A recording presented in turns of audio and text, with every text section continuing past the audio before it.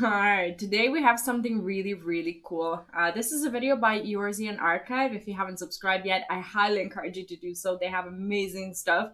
And this is one of the probably most entertaining videos posted in the past couple of weeks on their channel. It is everything you want to know about interspecies romance. Since my in-game character is Aura, and she is desperately in love with her fellow bunny boy. I'm personally invested in this video, apart from the fact that I think it's going to be an absolute blast. So let's watch it together.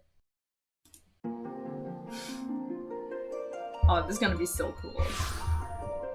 I love this intro. As an Archon and scholar, I study all manner of topics, from the migration pattern of the common gubu to the fundamental metaphysics of aether conductivity. But for some reason, the question I'm asked most often is, can the different races reproduce with each other? The answer is yes. I actually asked this question on stream a few times because they have like a few examples in the game where like a son or a daughter will be like of a different race, but usually there's like an explanation of like how they were adopted or whatever.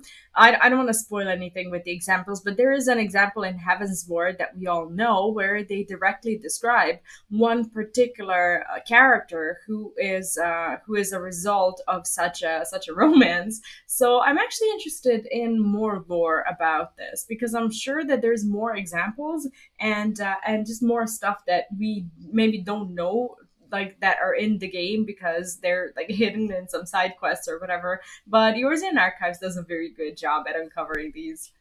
Technically. Why do you ask? Setting aside motivations, first let's talk about the proof of concept. There are more than a few people throughout Her. the land with mixed parentage, both explicitly and potentially. From the most prominent examples, we have Ishgard's Hilda, whose father is Elezen nobility, and whose mother was a Hurrian maid in her father's house. And two more being our Garlean Hyr allies, the Scions Arenval. I actually completely forgot about her. Sometimes, like when Garleans, have their fringe like across their forehead, you kind of forgot. You kind of forget that they're Garleans. In fact, like I don't know if like the ones who are mixed, if they all have like the Garlean eye thing or not. Whose mother was an Alamegan Highlander and father an occupying Garlean soldier, and Severa, whose mother was a Hyr of Turncliffe and whose father was an occupying Garlean soldier. The conflict of the I don't know past her. century has sadly led to more than a few children born to such Garlean heritage, most often not by choice and for whom life has been a That's terrible. complicated affair. There's also less dour progeny born from love, like the eloping Hyr and Elezen couple of Ishgard who found their way to Idleshire and who share a child. Aww. These examples are beyond doubt, and put proof to word that such things do happen. Like, I don't want to like be racist or anything, but for these particular like couples or whatever, it feels like that kind of thing is possible. Whereas I don't know, maybe it's just me being personally prejudiced, but if you had like a, I don't know, like a Rogadin and a Lalafell, like I just don't see how that works. And I don't want to say like, oh, maybe their genetic pools are different enough for there to not be able to like for that kind of mix to happen. But like, that would that be racist? I hope not. Like that, it's just that it feels a bit weird. Also, I don't want to come out as rude or anything like that, but like, do you know how like when you have like a female dog who like gets in touch with a male dog who is like a lot bigger than her, and his genetic pool just kind of influences the puppies to be a lot bigger. And sometimes like the female dog will actually die at birth because they can't handle like these puppies kind of coming out or whatever. I've seen it happen, so I don't know, like I don't want to like I don't know if that's something that's disgusting to think about if you're a Lalafell or a Rogadin player, but I think it's interesting, and I don't know if like that would like apply to this. Happen. And yet, there are large sums of peoples around the star who may fall into this camp, but we just don't know for certain.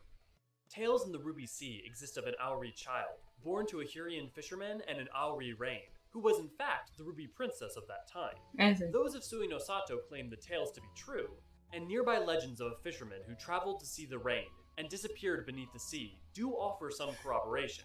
But with no Right. documentation of the event, it's impossible to be sure. We can even bring into question certain clans, like the branch of Athardian Rogadin, some of who are visually identical to their far-reach brethren, I see. while others have a distinctly more Hurrian complexion. I want to caution that this is speculation, because as far as we know, they are merely a normal derivation of the Hellsguard clan. There are even some Rogadin around the world who suspiciously appear Hurrian in complexion and size, Yeah. and on occasion don't necessarily even boast a traditional Rogadin name. Like in this particular like cut, I don't think you can even really tell that it is a Rogadin, and maybe they've crafted these characters on purpose to just kind of to just kind of let you know that like these things do happen. Maybe they're like a taboo within their, I don't know, societies or whatever. Maybe this is meant to be like kept a secret or something. I don't know. But I choose to not be the Archon who walks up to one and asks of their mother's heritage. So this will remain a mystery. There are other areas of more uncertain intermingling of names and people throughout history, like the Hur and Elzin of Gelmora, the Hrothgar, Rogadin, and Hur of Baja, the I Auri and see. Hur of Thavnair, and of course the Rogadin and Highlanders of Alamigo, to name a few. We even have extreme mixing pots like my native Charlian. These places, though intermittent, have resulted in some uncertainty as to what interactions and children have been brought to be throughout history, though a dearth of such children exists in the historical records and tales. So, with procreating between groups, when it comes to Hur, in some cases it's fairly easy to say beyond a shadow of a doubt, yes, it's possible. In other cases, maybe? Whether the other races are capable of procreating with Hur or with each other is by all known physiology possible, if not likely. But a lack of examples makes it hard to tell. I don't know. Maybe like I don't want to say that it is unlikely for these races to even like see each other as prospective mates, because like for the longest time when I was questing through Realm Reborn, I actually thought that Ruban had some sort of like, you know, an undying love for Nanamo, and like it made me think that he does see her as someone who he's fallen in love with. I'm not saying that she is necessarily physically attractive to him or anything like that, and their relationship didn't turn out to be that way. I want to say though that I did wonder that, like, if that was ever to happen, would that be possible? And like I it's just such a hard topic to discuss. For sure. And that is one trial I have no wish to run. One would think that, rare or not, the possible tales of Rogadin with furry ears, or a long and lanky Hrothgar, would be at the very least common around the drinking table, if not in scientific journals. But capability says nothing of actuality, and there are two major hurdles to conception of a biracial child on Etheris. The first is societal. There is a major taboo against mixed-race procreation, though these taboos aren't particularly codified, and ultimately most present themselves as general discrimination for those who do not end up fitting the world's neat criteria. This common disdain can lead to difficulties integrating into groups for individuals, which can be a death sentence in many regions of the star, and the complications that await the parent. Because we haven't really encountered many groups of people of like Eorzean people who are of the same kind of mixed race, living together like in a society, so that they exist as a community, even though they might not be accepted by the others or might be frowned upon. They would have each other. We don't really have that. We only have like these like individual examples of them just kind of interacting with us throughout the world. Often result in doomed lovers nipping their romance in the bud ere long. With all of that said, that does not affect people's perspectives, or at least create codified restrictions around passions between different races. In probably the broadest possible way, do we see this through the regularity of sex work by Mikote and Hur, all the way from Thanolin to Lenosia to Alamigo and beyond. I see. These two realities can be tough to reconcile, since a child begets so much scorn, and yet lovemaking and romance is so normalized. For all the act of creation between two different races may invite derision, love will not be denied, and can often push past any barrier, failing to keep star-crossed lovers from still attempting to fill their hearths and homes with the pitter-patter of small feet. Some of these taboos are probably rooted in the long swaths of history where many nations, especially in Eorzea, were a monoculture, with somewhat infrequent examples of multiracial groups that weren't at least somewhat discordant. Not that things have See, I wasn't aware of these groups. They may exist, but like throughout questing, I just didn't pay attention to them. particularly changed today in some ways. Those few we do see, like Galmora, Thavnair, Baja, or Doma, were all notably brought about from major initial conflict and strife between peoples, ultimately finding their equilibrium, but only as a function of time, and it's a process that continues to this day. For all the social progressivism we've seen in the 7th Astral Era, we need not look further back than a couple of decades to see active regression or narrow-minded beliefs, and even onto modern times many hold such views. Think of the treatment of Hilda by many of her fellow Ishgardians for a reality she had no control over, or the acts of xenophobia towards the tribal groups that until recently were the entrenched norm. But from new relations to technological innovations, and even the literal death of gods, the world is moving on from the way things were, and hopefully these changes will result in a world more tolerant than it has been in the past. That said, all these historic social taboos are spurred on. I love how we at least got introduced to that with Hilda and her quest line. Like at least we kind of got ourselves into this whole like issue with her being mixed, and how the game just very subtly touches on these just racial issues and xenophobia, as he also said.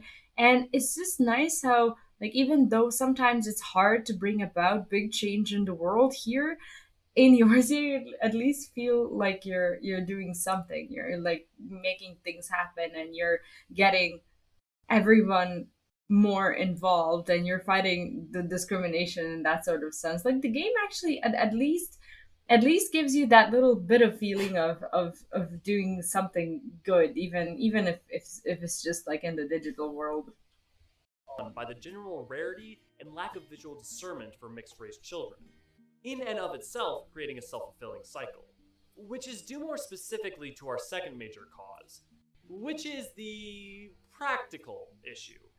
Assuming optimal circumstances and ignoring taboos, the physiological reality is that a child born from parents of different races is exceedingly rare.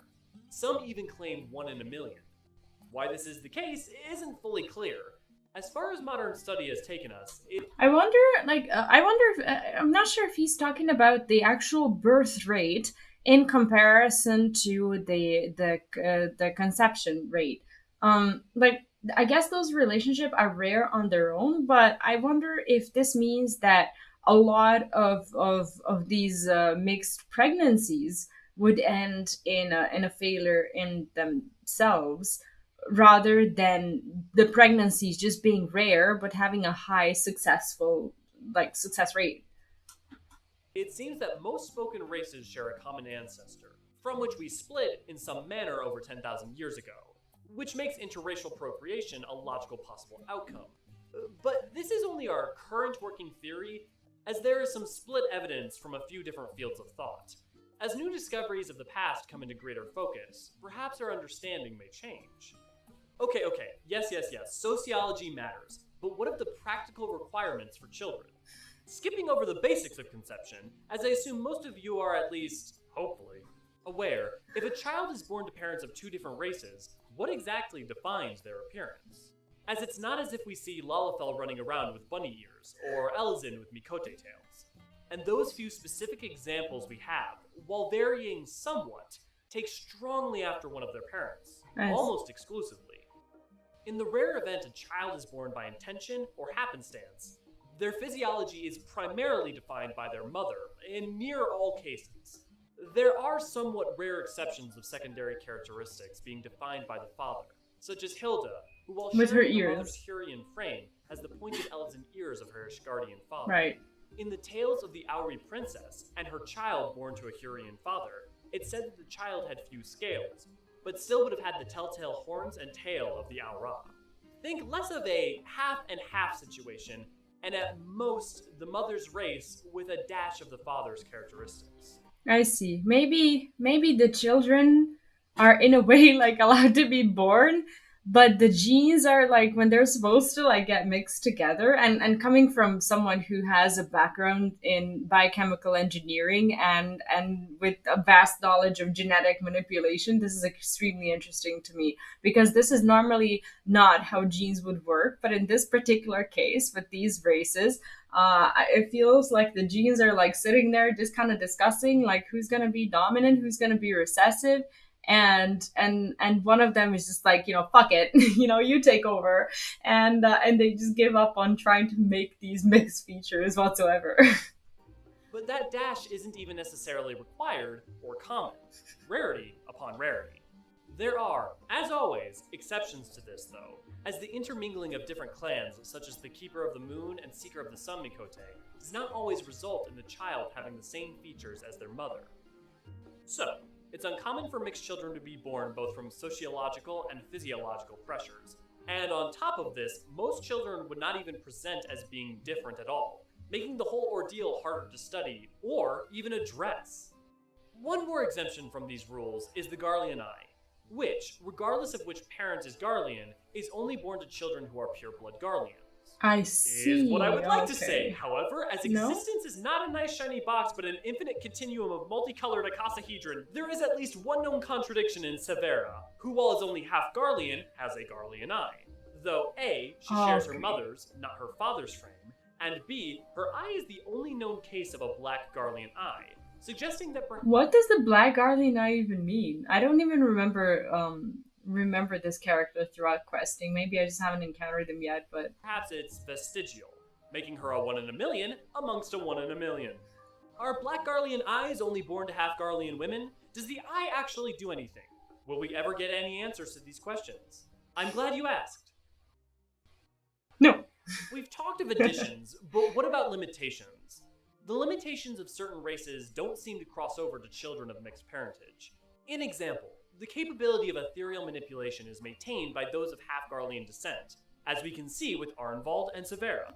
Like, do you know how like sometimes when different species mix together, they will produce offspring, but that offspring will not be able to procreate? Like, I wonder if there's any sort of thing like that going on in this particular case. As to if those born of half Garlean heritage can inherit other traits, like the pure-blooded tendency towards Elizin-level heights, is unknown, though hypothetically possible.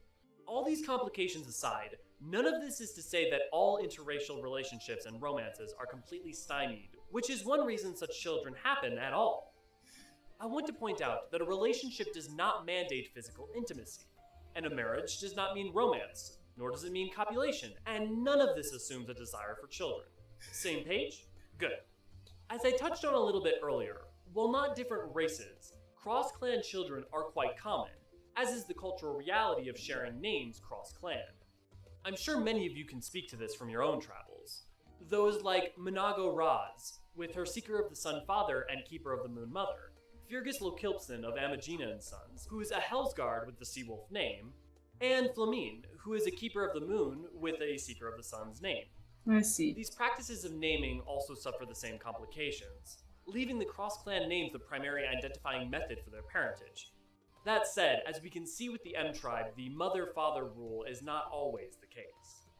But there's a wide world beyond our own 3 great continents, with groups across the sea on the New World, like the Mammal Ja, through who the union of different tribes on rare occasions can have unique consequences, resulting in the birth of blessed 2-headed offspring who share the features of both clans. Oh The rest wow, of yeah. the New World, Mericidia, or any number of the remaining lands around us could play host to similar. Those genes mixing didn't say fuck it, take over. Both of these gene pools were like, I'm gonna dominate, and they just like couldn't come to an agreement, and now there's 2 heads. Or even stranger cases. On the topic of romances, there's a litany of known couples or romantically interested parties of all sorts and kinds of backgrounds on Etheris. So, let's talk about Rogan and lovemaking. In this case, I'm referring to Aenor Cockburn. No, actually. And her fondness for Rogadin, much to her sister's chagrin. Infatuated to the extreme with the Boulder brothers, she actively is pining for, attempting to marry, and heavily implying a desire for having their babies. There are no ends to the I don't implications know of who her this amorous is. desires for Ochre Boulder, as well as Hoary Boulder, and Grahatia, and possibly the Warrior of Light. The point is, she actively courts many different people at the same time, and the only one who is observably distressed by this is her sister, Clemens, who went so far as to travel to Ishgard to learn astrology in order to get away from her. Less explicitly, but no less euphemistic, is the deftly skilled with a blade, Humbert Longhaft. No, actually. And his proclivity for a pair of Mikote sisters in his company, as well as tales of his far-reaching female fan base. You know, Oh, I love oddly that enough, between the hairstyle. likes of Aenor with the Boulder brothers and Longhaft with his assistants, one has to wonder if Eorzea holds the same taboos for incest. You know what? Let's move along. There are plenty less raunchy examples. From the unrequited, like Momodi of the Quicksand Inn in Ul'dah, and the Hurrian admirer who seeks her affection, which she, That's rather cute. humorously, spurns, to the heartwarming messes like the Warrior's Curious Gorge and Dorgono. And somewhere in between is Thancred, with his at one time rampant wooing of any and every single lady he could find. But heartache and longing isn't limited. There's also there's also the little son with the Stola and whatnot. I mean, I wonder if he's gonna get to that. To the races we know most well, with even the desperate affections of a Rogadin male for the goblin Brayflox Altox penned into the very pages of the archived books of the Great Google Library. And I quote, "By what cruel fate was I given this oversized, ungainly body and sent into this world where you abide, my princess, my goddess, my everything?" Oh God. attesting that love truly has no limits. No example is more famous than that of Saint Shiva and her love, Race dragons, the yeah. first brood. A story etched into history, both for its importance in the records, as well as the moving of people's Aw. hearts. Its legacy even lingers onto That makes me want to cry every time. this day, as it is a symbol of unification between dragon and man. Oh, and what about the Zayla tribal groups? If we look to people like the Dothral, they do not see the flesh of the person, but the soul, and from that deem their worth and connection. I see. To put it another way, I doubt Sadu Khan would not bet anyone she deemed a worthy opponent. It's also more than clear that Serena of the Mole has lusty eyes for Hien, a Huron of Dole. And Who doesn't?